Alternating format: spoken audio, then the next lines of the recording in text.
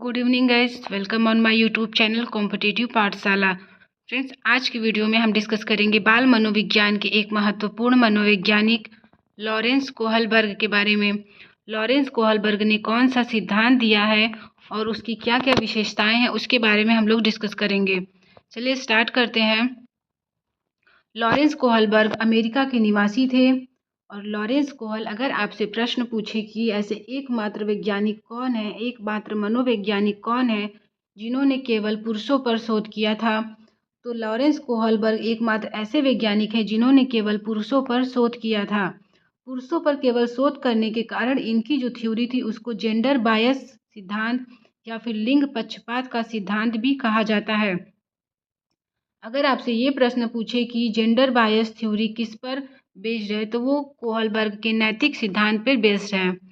Next है, Kohlberg जो है वो पियाजे से प्रभावित होकर अपना सिद्धांत दिए थे। कोहलबर्ग पियाजे से प्रभावित होकर अपना सिद्धांत देते हैं और कोहलबर्ग का जो नैतिक विकास का सिद्धांत है वो लघु कथाओं पर आधारित है। लघु कथाओं पर आधारित इन्होंने अपना सिद्धांत दिया था और ये बच्चों को एक हिंज की स्टोरी सुनाते हैं। जब ये बच्चों को हिंज की स्टोरी सुनाते हैं तो वहाँ से ये दो चीज़ें पाते हैं कि बच्चों में एक नैतिक तड़कड़ा का भाव है और बच्चे एक नैतिक दुविधा में फंसे हुए हैं।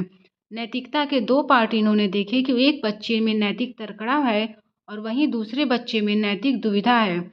तो फिर नैतिक तड़कड़ा क्या होती है, नैतिक दुविधा क्या होती है? नैतिक तड़कड़ा क्या होती है, नैतिक दुविधा क्या होती है? तो नैतिक तड़कड़ा उसे कहते हैं जब बच्चा सही या गलत के बारे में जो भी चिंतन करता है अपने मस्तिष्क में कि ये चीज़ें सही है, ये चीज़ें गलत है, केवल सही और गलत के बारे में निर्णय करता है, तो वो होता है नैतिक तड़कड़ा।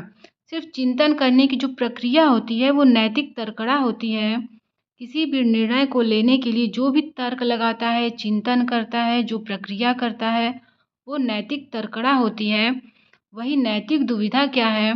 तो दो या दो से अधिक नैतिक कार्यों में किसी एक को चुन लेना। दो या दो से अधिक नैतिक कार्यों में से जब वो किसी एक को चुन लेता है तो वो नैतिक दुविधा होती है और जब उन्हीं को चुनने की जो चिंतन की प्रक्रिया होती है वो नैतिक तड़कड़ा होती है।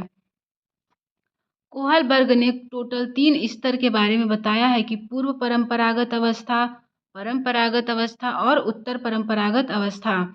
तो कोहलबर्ग ने 3 ठो अवस्था बताई है और 3 अवस्था में हर अवस्था में 2-2 स्टेजेस, तो टोटल इन्होंने 6 स्टेजेस। अगर आपसे पूछे कि कितने स्तर हैं तो 6 स्तर हैं, 6 उप स्तर हैं। और अगर पूछे कितने स्तर हैं तो 3 स्तर हैं कोहलबर्ग के नैतिक विकास के सिद्धांत में।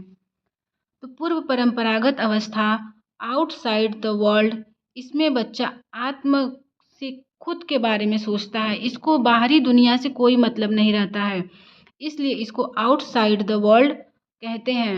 और पूर्व परंपरागत अवस्था की जो अवधि है 4 से लेके 10 वर्ष के बालक के बीच पूर्व परंपरागत अवस्था पाई जाती है कोहलबर्ग के अकॉर्डिंग।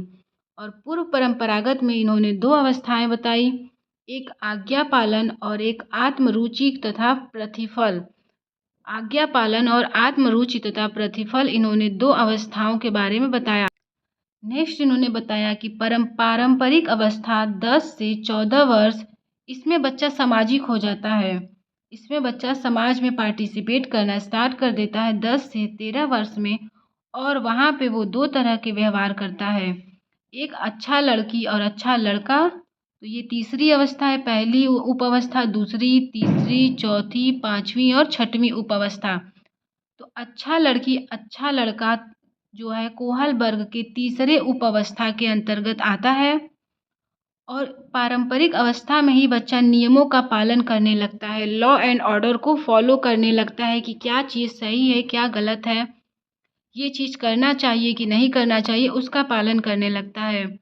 नेक्स्ट है उत्तर परंपरागत अवस्था, इसमें बच्चा सेल्फ मोरालिटी हो जाता है, स्वयं नियम लेने लगता है, स्वयं का नियम बनाने लगता है, उसको समाज से कोई मतलब नहीं है, अगर चीज़ सही है तो सही है, गलत है तो गलत है।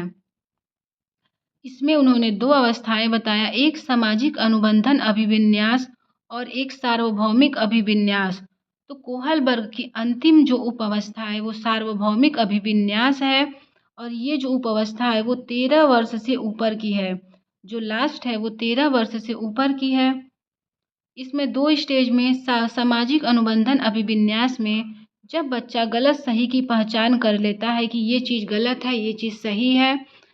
और सार्वभौमिक अभिविन्यास में जब व्यक्ति किसी से किसी की भलाई के लिए भिड़ जाए, जैसे कि इसमें बच्चा ने तुरंत जवाब दिया, हिंज ने पूछा कि क्या उसको चोरी करना चाहिए था या नहीं करना चाहिए था। तो बच्चे का इसमें जवाब ये आता है कि हिंज को चोरी करना चाहिए था, क्योंकि वहाँ पर उसको अपनी वाइफ की जान बचानी थी। वहाँ पर चोरी से ज़्यादा इम्पोर्टेंट था किसी की जान को बचाना। तो यहाँ पर बच्चा जो है वो व्यक्ति या फिर कोई भी किसी की भलाई के लिए भिड़ जाता है, वो सार्वभौमिक अभिविन्यास है। अब एक बार देखते हैं कि पूर्व परंपरागत अवस्था क्या है। तो यहाँ पे जो आज्ञा पालन अभिमुखता है उसको देखते हैं।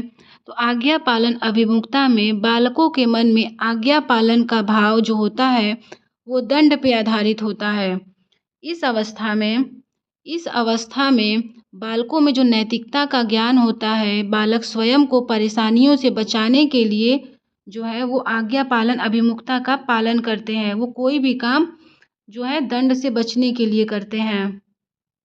नेक्स्ट है आत्मरुचि तथा प्रतिफल क्या है। तो इस अवस्था में बालकों का जो व्यवहार है वो खुलकर सामने नहीं आता है। इस अवस्था में बालकों का व्यवहार खुलकर सामने नहीं आता है।